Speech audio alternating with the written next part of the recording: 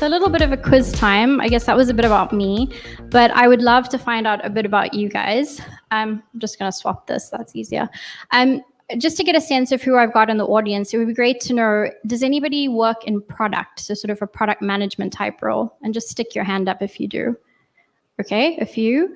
Any designers? Sort of UX, UI? Oh, obviously, John, I knew there'd be one. And any engineers, so software engineers? Okay. And anybody in an operations type role at a company? No. Anybody in other?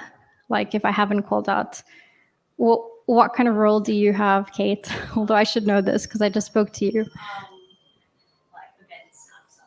Okay, so sort of like marketing, PR, community. Okay, cool. And then the other thing I wanted to find out, has anybody actually worked with product ops before? No. Or has product ops in their current company? No. Okay, that's helpful. Anybody thinking about transitioning their career into product ops or has heard about it and thinks maybe this is for me? No, that's fine. And finally, from what you know about product ops, does anybody think that their company might need product ops at this stage? Okay, cool. Thank you for just indulging me in that. It kind of helps me get a sense of who the audience is and how I should pitch this probably. Okay, so the key themes that we're going to look at today, it's very simply, what is product ops, which seems really simple, but I run a podcast on this, and almost every company that I ask has a slightly different variation. So it is quite a big thing at the moment because this is emerging. Why is it needed? So we'll look at some of the problem statements and what I've seen before. And then I'll just wait for that. And then when should you have it? So that has a lot to do with sort of the size and scale of the company that you're at and how best to structure it and optimize impact. So what is product ops? Yes, this presentation will have a lot of dog gifs. I apologize to any people who like cats or prefer cats. So I like to pull up this visual when I talk about product ops to people for the first time. It comes from an ebook by Pendo called The Rise of Product Ops. And that was actually one of the first, resources on product ops that was available when I first started looking at it back in the end of 2019. So obviously, because there wasn't much out there, I latched onto this ebook and I was like, oh, this tells me everything I need to know about product ops. But I do actually think this is quite a useful visual to start off with, and I still use it in presentations and when I speak to people in companies. So I guess to start off with, it is an intersectional role. So it kind of overlaps with different areas. And that's sort of what this visual is showing you, that it's sort of at the intersection of product, engineering, and customer success. I'd probably change that now, sort of knowing what I know now. And I'd say it's probably at the intersection of the teams who are building products. So that could be engineers, product managers, designers, whoever is in that cross-functional team. And then it sits at the intersection of the people who build and then key business stakeholders who are interested in product. Those tend to be customer-facing teams, so sales, customer success, support, but it could also include functions which are often forgotten about, like compliance and legal and risk and security, who are actually critical to launching a product, but we kind of forget about them. So you want to have those people looped into the product process. And so that's the intersection that I see at the moment. But I do agree with their definition here of the fact that it's sort of there to improve alignment, comms, and processes around how you do product development, launch, iteration, all of those things. I have included a quote by myself in this presentation.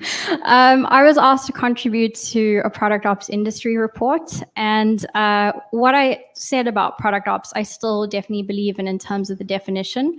And what I said was that it's there to sort of help improve the alignment and efficiency of scaling product teams by largely focusing on comms, tools, processes, and better access to relevant information. So almost everything I've seen in terms of product ops and from my guests fall under that sort of umbrella statement. And I go further to say it sort of answers the question, well, how do we make sure that our product teams are building the right products for customers and doing it quite fast? But how do you improve the internal stakeholder experience of doing that? Because if you've been in a product team, it can be extremely chaotic, but you can get the product out the door. So that's fine because the customer doesn't see all that chaos. But it means that there's a lot of friction amongst teams in doing that, right? So product didn't talk to sales, product marketing wasn't looped in, or whatever it is. And that friction is not, I guess, ideal in a company. You want to try and minimize that. So I think it helps with that stakeholder experience. That is very theoretical though. So I thought I would give you 2 examples of the companies where I've done product ops before and give you a bit of context as to how we got to our definition and focus of product ops.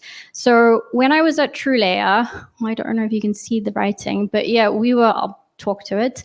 The backdrop of the context to why we actually started product ops at the time was that we were scaling internationally for the first time. So launching in France, Italy, Spain, well, across Europe, but we had never done that before.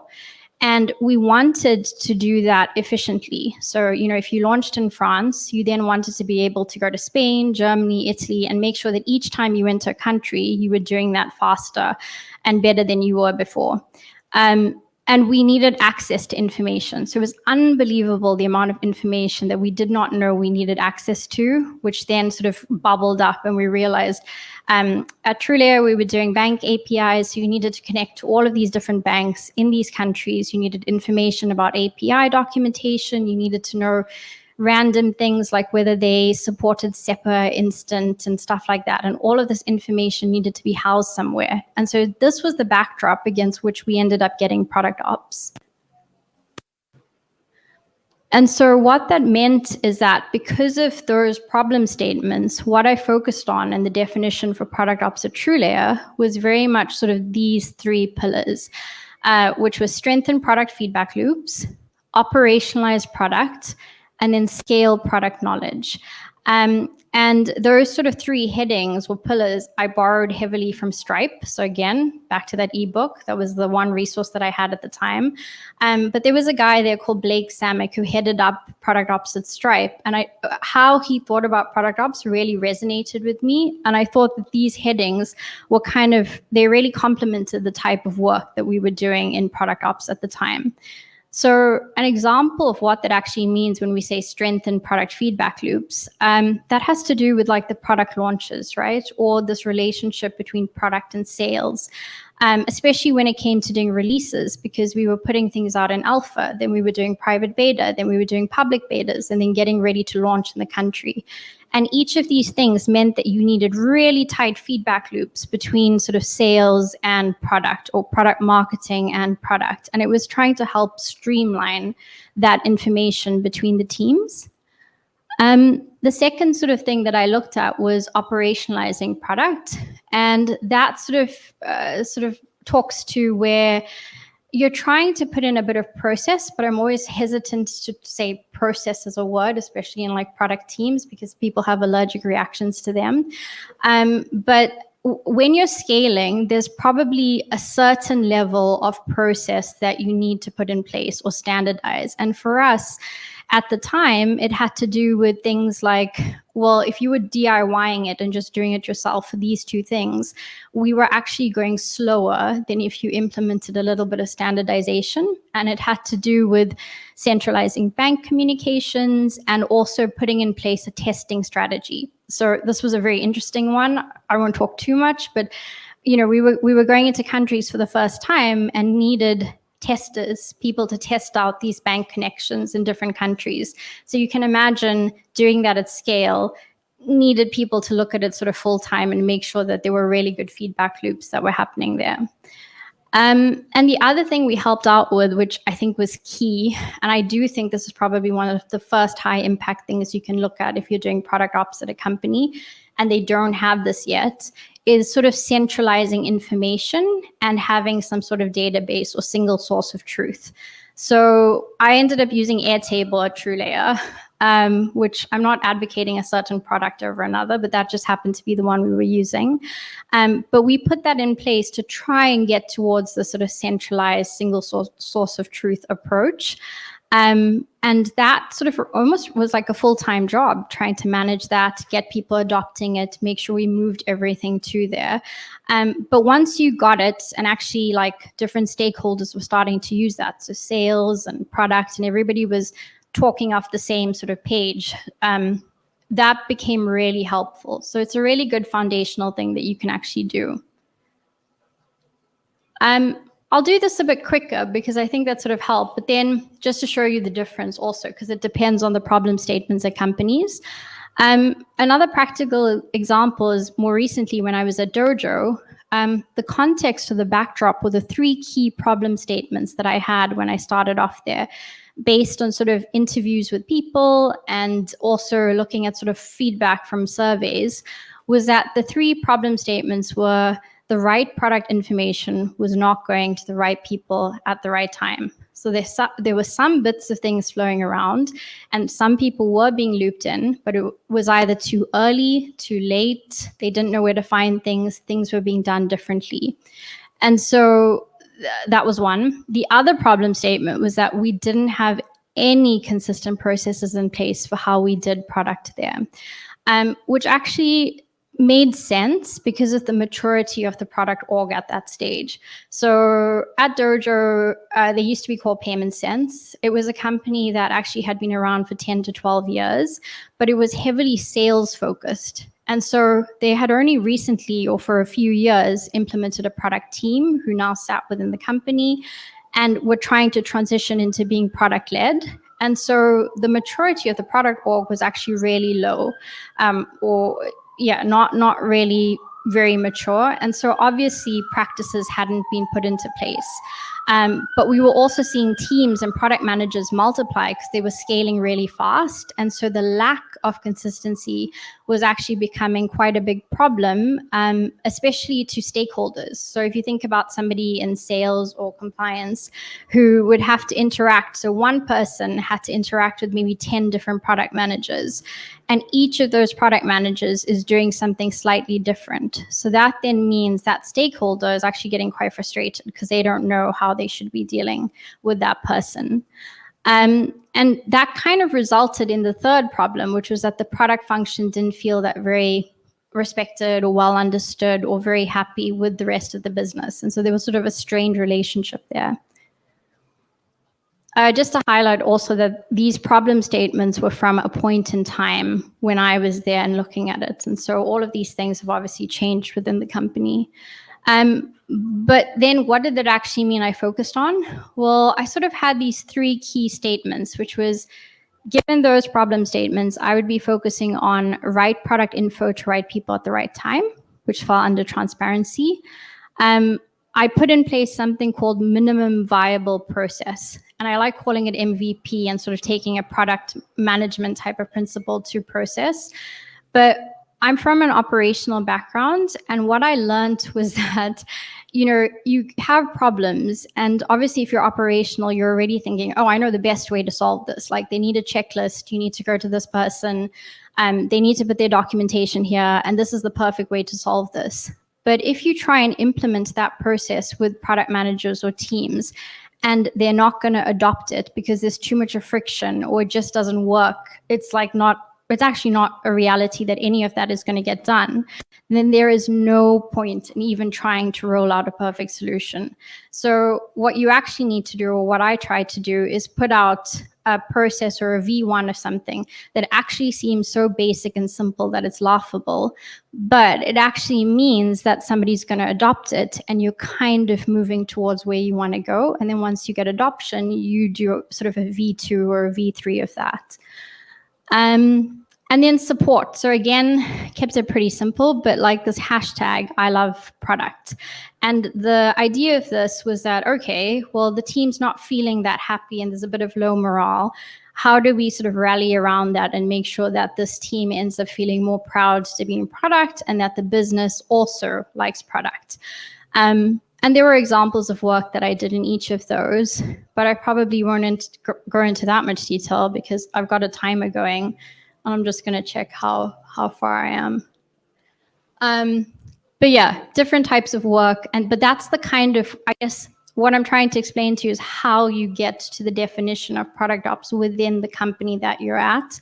And it's really driven by context and, the problems that they have at that stage. But I think in both these cases, it still comes back to that original sort of definition that I gave you, is that it's there to improve the alignment and efficiency of scaling product teams by focusing on things like comms, tools, processes, and better access to relevant information. And then really quickly, I guess what it is not. This is not an exhaustive list, but just to let you know, like some of the things that it actually isn't, is that you're not an extra or junior product manager. Some of the people that I've hired, a lot of them have gone on to transition from being in product ops to being a product manager. So definitely sets you up in a good way to move into that. But if you're finding that that is what someone in product ops is doing, that's probably not right. It's not a chief of staff to the CPO, but it can feel like that sometimes, especially if you're more centralized. And I don't think it's a manual substitute for automation. So what I mean by this is there are a lot of problems that happen in companies, and often one of the ways to do that is throw people at it, right? Throw people at the problem and somebody's there doing something and then it's okay. But if you pull that person out of there, that whole thing is going to fall apart. And now you become really reliant on that person. And that is not a good way of doing it. So I think with product ops, what you almost want to do, like John had that picture of you trying to like enable that superhero with the cape, is you want to enable people to do what they need to do, but you can't be the person that has to be there. So you're almost trying to take yourself out of a job, right? You're setting people up for success. So you definitely don't want to become the person who's there doing the manual tasks. The role can quickly become a catch-all for doing many low-impact things. And I think you just have to watch out for it. I mean, the reason I put a lot of these down is because I've fallen into the trap of doing all of those things before, just depending on the circumstances in a company. And I think just other words that are thrown around when it comes to describing product ops is this enabler, so someone who is helping other teams do better work. But people also talk about it as being sort of the connective tissue or the golden thread, and you're helping to bring all these pieces together. And another definition is you're sort of the PM of PMs. So you're the product manager of product managers or the product org. So you've got to apply those principles, and those people are your customers, which are all great things to think about. So given that, I've sort of touched on it, but we'll go through this, is, why is product ops needed? And I think this GIF kind of sums it up a little bit, right? You can be in a scaling startup. There are fires going everywhere. There are always going to be fires. You're trying to figure out which fires do you let burn. But there comes a point where maybe the fires are just ridiculous and you're going to need someone to actually start tending to some of them to put them out. But more than that, you're going to need somebody who's actually going to make sure that that fire doesn't start again. And I think that's sort of the reasons why a role like product ops would be important. Quick question. Have any of you read some of the sort of good product books that are out there, like Inspired or Empowered by Marty Kagan? Just hands up if you have, or similar type books. Okay. Of the people that had their hands up, a few of them, how many of you feel that the company that you're in at the moment operates in that ideal state? No. So maybe. Okay, no. Well, I'm just using that, I guess, to illustrate this point, which is I think there's this huge gap between the ideal or the theory of how product development is done and is often talked about in these books, and then the on-the-ground reality that people actually face when they're in product, in startups and scale-ups. And I think coupled with that is this idea, which I borrowed from Intercom, but it's this thing called the epidemic of collaboration. I don't know how many of you, if any of you have read this article, but if you haven't, I would strongly recommend you do. It's one of my favorite articles that I've shared a lot. And Des Traynor from Intercom he did a talk and then it got turned into an article. It was about why people are key to scaling your startup. And one of the things he talks about is the fact that this epidemic of collaboration, which is as you start increasing people into your company, the relationships and complexity quickly get out of control, sort of as this visual is showing you. And he uses a formula. So for example, I mean, I don't know if I'll get the numbers right, but when there are 4 people in a startup, there's only 6 unique relationships that you need to keep track of. When they're 14, there are like close to 100 relationships that you need to look at. And when there's 100 people, there are, I think, almost 5,000 unique relationships that you need to look at. So because of the fact that you have all these sort of lines of communication and relationships to keep track of within a company, it sort of means that it becomes more difficult to keep everybody aligned and on the same page. And he also talks about this idea of independence versus interdependence, where interdependence is where you go slower, but everybody's aligned. And then independence is where you're moving really quickly, but it can feel extremely chaotic. And so I think, as you're scaling and you're adding more people, it becomes extremely important to make sure that the lines of communication that are actually critical, that are going to impact customers, that are going to impact your bottom line, somebody is looking at streamlining that and making sure, you're making sure there's a strong feedback loops in place. And I guess what that all sort of means is that our internal customers have pain points. So you're dealing with people in these organizations who actually are complaining about things. And at both of the companies I've been to and on the podcast, I've spoken to people about the challenges that they face.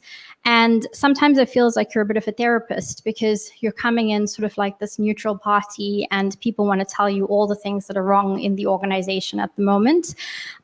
So I guess what I mean is that there's no shortage of pain points that these types of people show. And usually it's sort of your CPO and your execs, then the people who are building the product, and then your sort of key business stakeholders. And some of the things, I mean, I might not go through all of them, but, some of the things you hear is like, I can't keep track of what everyone is working on. We're blocked because that tribe or that squad didn't prioritize work that we were dependent on. We didn't know what product that product was being launched this week. We're not ready to market or support it. In some instances, the product has already been launched and marketing didn't even know that was the case.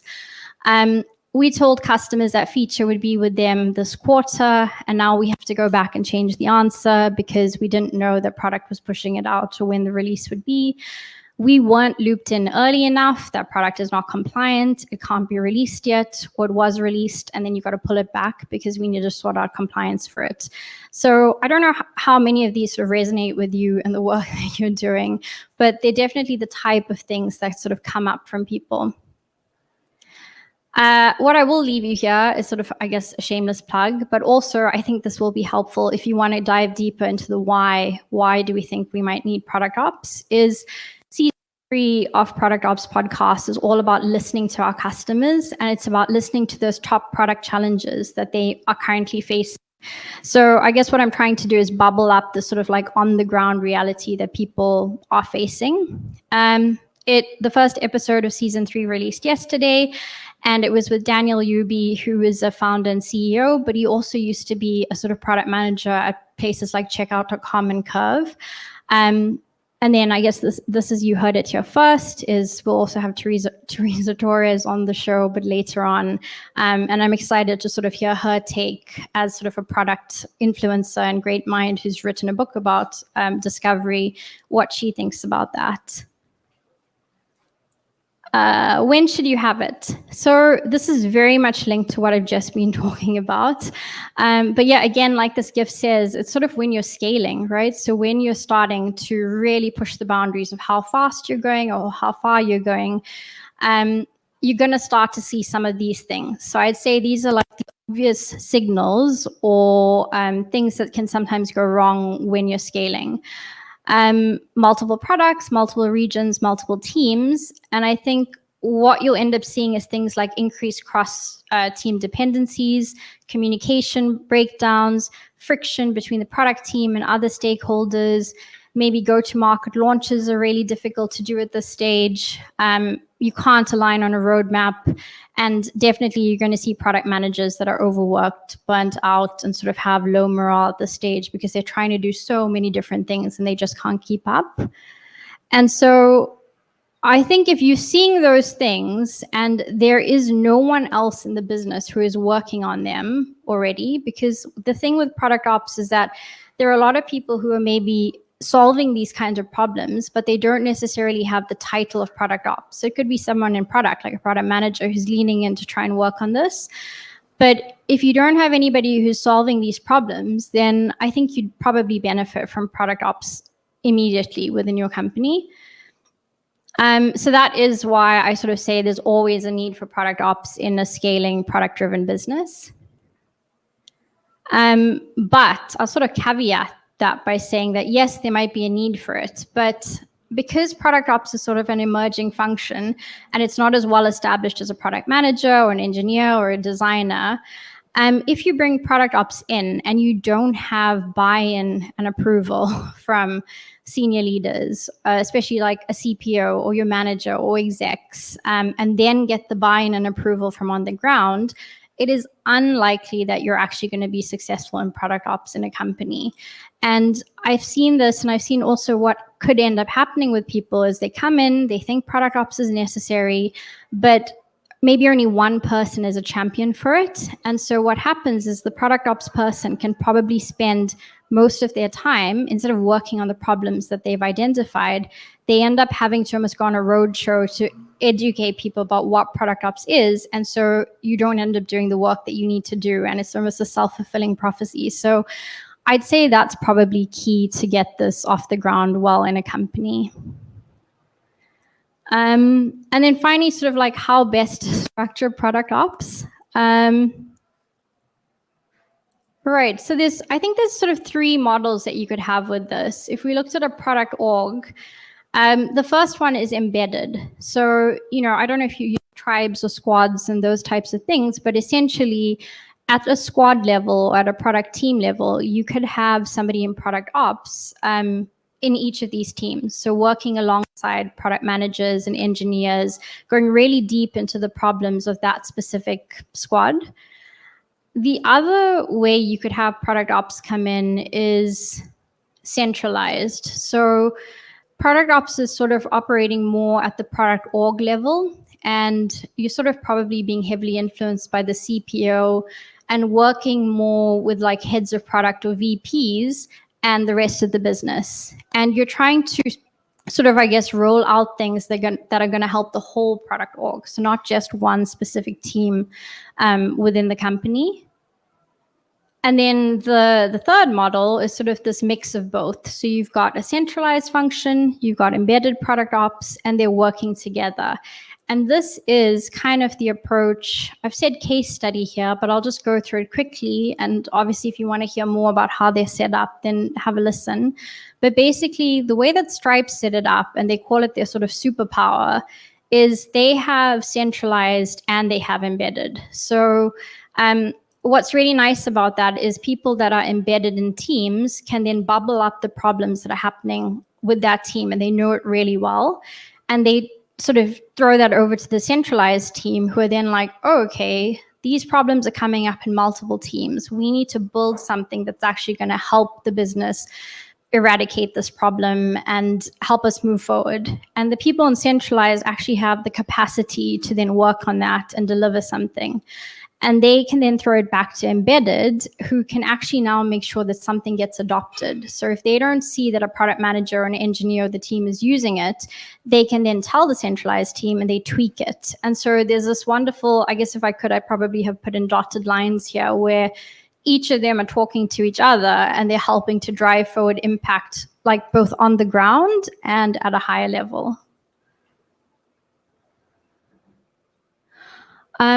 So I guess in conclusion, just to sort of reiterate sort of the what, why, when, how, I would say that, what is that it improves, product ops improves alignment and efficiency of scaling product teams. If that's all you walk away with in terms of a definition, I think that's fine.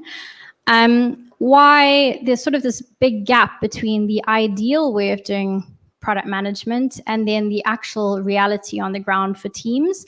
And because of that, there are fires and there are problems and there are things that we need to sort of sort out there. And then I think this is really about scale. So you're starting to scale, similar problems bubble up when you're starting to scale, multiple teams, products, regions. That's sort of when you want to get product ops in. And how I would say, it's embedded or central or both, which is sort of that Stripe superpower of doing product ops. Not all teams will be able to have both a centralized and an embedded approach. They may only have one person. But I think if you could do it, that's probably the ideal way of going. And then just finally, sort of on this what, why, when, how, I think there's sort of 3 seasons of product ops. And I already mentioned, like, the first one is about getting started. And it's really about the what, what is product ops for those people? And then the second season is about how do these big companies scale it? And so I think that kind of will help answer, the when and how that those companies do it at. So if you listen to some of those. And then this season is really about the why. So, like, why should we actually have this function and what are the problem statements? So if you want to dig deep on all of those, then definitely give the podcast a listen. Those were all my wonderful guests from season 1 who came from across the world and had really lovely things and journeys to share into product ops. And then I'll pause there for questions. Thank you.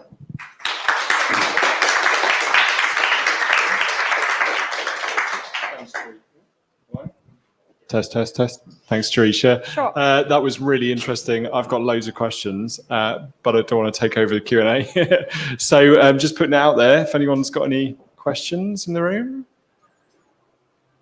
No? Yeah, Chloe. Okay. Maybe.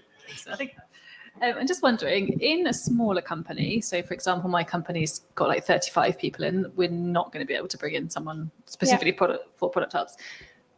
Do you think all of those problems that you mentioned, which do still exist, then just fall down to like the individual members to kind of try and improve, or like where would you suggest that could sit and be tackled? Yeah. What sort of role are you in the company that you're at? At the moment, I'm in a split role between project manager and designer. Okay.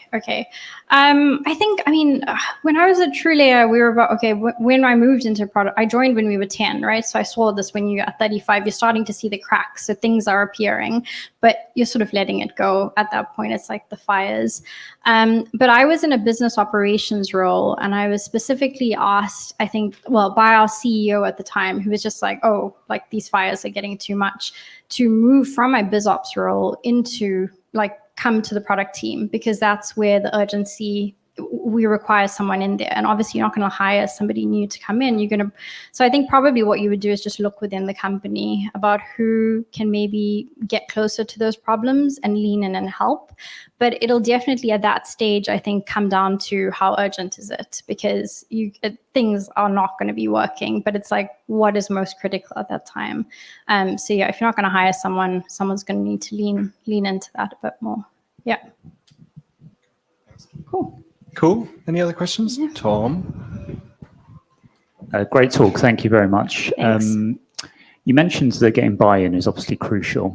I just wondered what challenges have maybe you seen, or your peers, the people you've spoken to, seen with getting buy-in? Yeah. Maybe the ways that you've mitigated any pushback to get that investment. Yeah.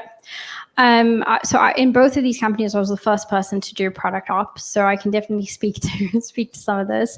I'd say probably when I was at Twilio, it wasn't that difficult because we had problem statements. So I think the main thing is like, what are the problem statements that are driving this need to have it, and who cares about these problem statements? So you will have to be a little bit strategic in that. So I was lucky in that the CEO was saying, oh, we have to scale. This is the number one priority for the business. We need someone to come and look at this. When I moved, it wasn't called product ops. So I was in a team that was called Catalyst. We were just internal people like me and then 2 people who were like, come look at this problem. It was only once I started doing that I realized, oh, what we're doing could actually be called, product operations, and we're helping to support the team. So then it became a case of, well, I've got sort of buy-in from the CEO, but I had a different manager at the time who I don't think quite got product ops. And so I had to do quite a bit of effort in terms of like it was almost like pitching to have a startup, but on a very mini level, right? So I had to put a deck together where I was like, okay, this is the problem statement. This is how product ops will solve it. This is why you need it, so it was, and doing a little bit of a roadshow. So with my manager and a few other people, key people, and getting some advocates on the ground. So I had a handful of people who this was a problem for in like customer success and other teams. And so they were very keen to have product ops, even though it was a new concept. And so I brought all of that together in doing that. But it wasn't easy, even with that. And I think the trap, probably that I then fell into potentially at Dojo was we brought product ops in, but we also had a very established agile coaching team who, whether they were supposed to or not, were doing a lot of work that overlapped with product ops. So immediately I was sort of said to the CPO, well, do you think we actually need product ops here? Because I wasn't doing product ops. So I was like, there's other teams here who seem to be tackling the same things. But he was very keen to have more hands, I guess, on deck. But I spent a lot of time trying to just educate people about product ops and the value of it, and also was sort of operated as a team of one or an individual contributor for a lot of that time. And so that definitely took my focus away to like getting buy-in, trying to solve the problems, being one person, and it became, you're sort of like very stretched, but trying to have impact. So yeah, it is sort of like you're pitching for investment, really. That is what it is. Yeah, sure. Amazing. I love this idea of like getting your troops like behind you and advocating for it as well. Has anyone else got any questions in the room? Yeah. Should just stay there. Sorry, really annoying. Thank you very much for that talk. As a PM to PMs, and you had Trisha Torres up there on your podcast, I was just wondering if there's any frameworks or things that you found from a discovery perspective about finding out these problems that have been useful as you've been kind of working with the teams. Yeah, like opportunity trees. Yeah. I'd say probably the main thing I did was that customer interviews. So, before I defined what product ops was going to be at Dojo or Twilio, it was just it depends on how much time you have, because sometimes you've got to just hit the ground running. People already know the problem statements that they want you to work on, but you also need to figure out if that's the right thing that you should be looking at. But I definitely did the customer interviews. So like, what are the key pain points for a handful of people across different areas? And then I tried to apply, I guess, product management things, which is then ruthlessly prioritize that, because especially if you're a team of one, you can't do everything. So what is like the top 3 things that I think might have the highest impact? And then decided to work on that. So I guess that was probably some of the product management principles that started creeping in, not specifically like discovery, but definitely customer interviews and pain points. Yeah. Great. Awesome. Cool. Any others? Okay, I might ask one myself then. Okay. So just thinking about the techniques that you had in there about sort of that minimum viable process. Yeah. That was a really great way of kind of like tackling that low hanging fruit of like, this is so easy. Yeah. Like, why wouldn't we implement this? Have you got any other tips like that, or anything other? To implement? To kind product of ops drive adoption from within, and kind of or like when it comes to maybe like turn process. people that are like on the fence about whether it's needed to like. Yeah, so a really good strategy I found, and probably I wouldn't have known this unless I was a team of one, which actually ended up being helpful, was, well, how do you do things if you're a team of one? You need to partner with people. Otherwise, I'm not going to be able to do this by myself. So one of the biggest things, and if I did this again, this is what I do, is I'd partner with somebody on the ground. So for one of those things, I was working on go-to-market problem there, and we ended up creating a stakeholder guide. But I worked with 2 fantastic product managers, Sophie and Matt, and I just went and sat with them, and we sort of tried to solve this problem together. And I was thinking about, I was getting sort of more of the CPO's opinion. But as soon as I started chatting to the product managers, they were like, oh, no. We don't need a whole thing just yet. All we need to know, for example, is who are the different people that we need to chat to. We need something super simple, a matrix, whatever. And by co-creating that with Matt and Sophie at the time, it then meant when we took it to sort of product all hands and rolled it out to product managers, I actually didn't present. I said the two of you present this exact thing where you're taking the cape and you're behind the scenes.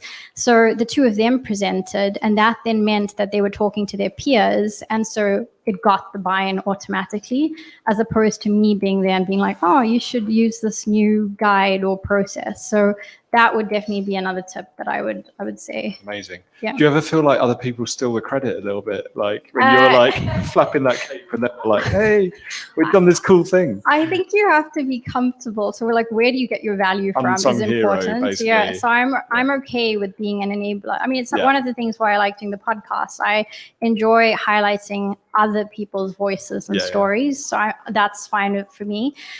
That's really important there to have a supportive manager or somebody who understands that the work that you're doing is not necessarily going to be in the spotlight, because if they don't know that and you're doing it behind the scenes, then that's where you sort of, I don't know, come to your performance review or whatever. And they're like, well, what have you actually done? Doing? Yeah. What's your KPI? What's your OKRs? If they're not supportive and see that that's how the role could be. Cool. Yeah. We all know who the real hero is here in Gerisha. Any other questions in the room?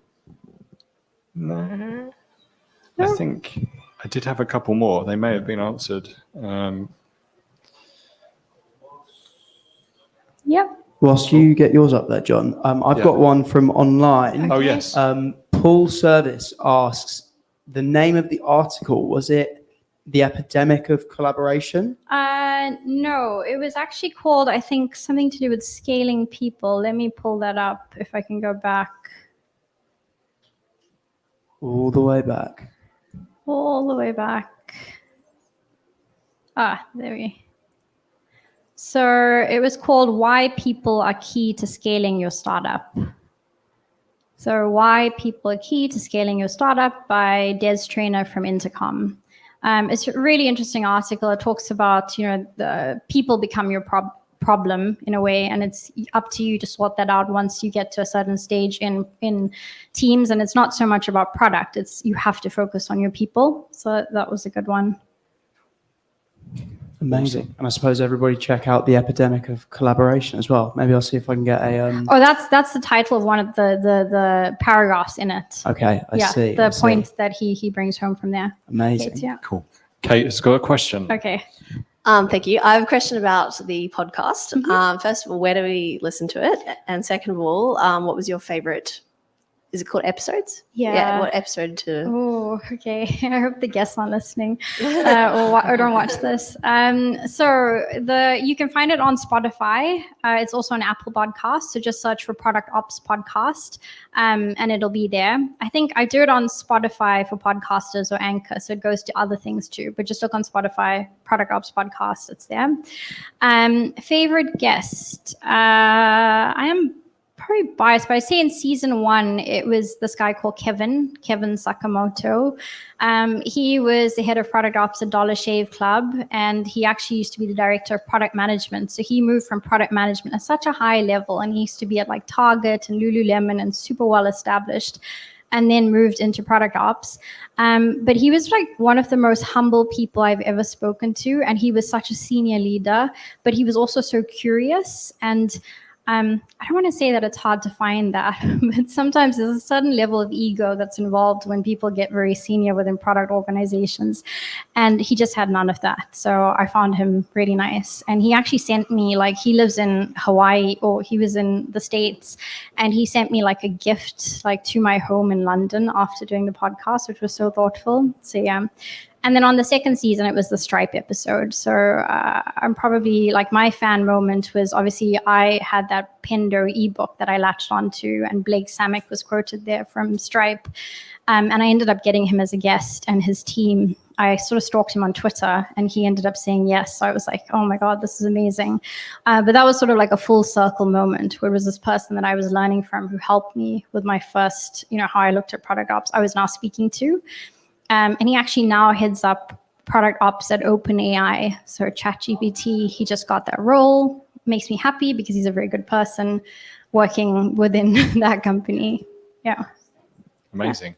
Just a follow-up question on the podcast, because it sounds like product ops, forgive me if I'm assuming this, but can be quite lonely, especially if you're like an IC and you're just sort of firing that function up. How therapeutic was it to go and talk to like 3 seasons worth of product ops people? Like, that must have been amazing for you. Well, that is actually one of the reasons why I started the podcast. Is I was in a bubble. It does feel like you're a little bit of an island. When I was at Twilio, so I was like campaigning for this. Once I had the idea, like I was saying, and going on a roadshow and getting it, and then I got budget to hire a team and had 2 people. And then we very quickly realized we needed 2 more. So it was 4 people. So, it felt sort of good there. But also, I think being the leader felt a bit lonely, because it was trying to explain sort of product ops a lot. And so I ended up being invited to speak at a product ops summit, because I randomly published an article on Medium called From Biz Ops to Product Ops. And I just put it out there and nothing really came from it. But then sort of 6 months later, somebody invited me to speak at a product ops conference because of that. And I spoke, and it was one of my first speaking gigs. And I didn't expect anybody to be attending that or listening to it, or, it was online. I did the talk, and also you can't see who you're speaking to. Yeah. It wasn't no cameras. Yeah. So I was just speaking into nothingness. So it didn't feel like there was anybody there. Yeah. But then after I did that talk, there were like, I don't know, 170 to 100 people who added me on LinkedIn, and were like, messages were just flooding. Like, it came out of nowhere. And I suddenly realized that there were people all over the world who were doing this role. Yeah. Who this was resonating with. And I didn't know that they existed, and they were having the same problems. And it was so nice to know that. Amazing. And I started having those one-on-one conversations with them, and then thought, well, how do I scale this and let other people listen to what we're talking about? And I started the podcast probably like 2 months after that, and chatted to them. And that was one of the reasons why it was really helpful. So you had a ready-made like guest list, basically. I did. That, yeah. Like almost all the people on season 1 were people who reached out to me on LinkedIn after that talk. Like almost all of them. Yeah. Amazing. And you mentioned about like putting like a deck together and like building a case and pitching it within the business. Obviously, that takes a lot of time and effort. Are there any kind of resources, and you're allowed to say the podcast if you want, that you could point people towards that you're like, I think we need this? Like, go and read this, rather than having to put all that effort into to get an understanding of product to get an understanding of what it is. Yeah, thankfully now it's really helped. Actually, one of the things I did early on with the deck to get credibility with it, and I didn't put it up here, but I had it on a previous deck, was that I just searched for product ops roles and looked at the companies who are currently hiring for people in product ops. And it was like Uber, Stripe, like Revolut, or different Deliveroo. And those are companies that people would know. So just by sticking the labels of those companies up and being like, well, these people, this is a real thing, people are hiring for it at the moment, that added a lot of legitimacy to the fact that we were going to look at it too. So that was already a very helpful thing. But yeah, I have a handful of resources now. There's so much more that's out there. So there's a product ops conference, there are talks, there are, panel things where people talk about it. Yeah. There's a state of product ops report. There's the rise of Pendo ebook. So I usually at the end of a deck will have this resource list, which I didn't actually put here, but maybe I should have. I can add it in with a bunch of links to things, so people can go read up more if they'd like. Awesome. Maybe we can follow up with that if you wouldn't mind sending it. I definitely will. That'd be amazing. Brilliant. Thank you. Was there any other questions in the room? No? Awesome. Well, thank you so much, Gerisha, for your talk. Really enjoyed it. Give it up for Gerisha, everyone. Thank you. Thank you so much, Carl.